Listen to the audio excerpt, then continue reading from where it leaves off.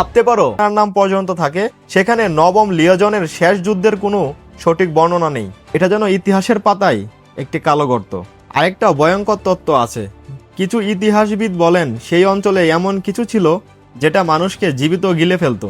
শুনতে গল্প মনে হচ্ছে, তাই না? কিন্তু ইতিহাসের এই রহস্যটাই এত বছর পরেও কেউ সমাধান করতে পারেনি। আজ আধুনিক যুগে ড্রোন আছে, স্যাটেলাইট আছে, বিজ্ঞান আছে, সবকিছুই আজ আপডেট, কিন্তু ইতিহাসের এই রহস্যটা এত বছর পরেও কেউ সমাধান করতে পারেনি।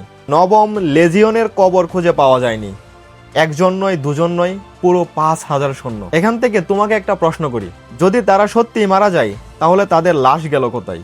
আর যদি তারা মারা না যায় তাহলে তারা গেল কোথায়? কিছু রহস্য আছে যেগুলো ইতিহাস নিজেই লুকিয়ে রাখে, আর রোমানদের নবম লিজিয়ন হয়তো তেমনই একটা রহস্য। তুমি কি মনে করো, নবম লিজিয়ন সত্যি যুদ্ধে মারা গেছে, নাকি তারা এমন কিছু দেখেছিল যার কারণে ইতিহাস আজও চুপ করে আছে?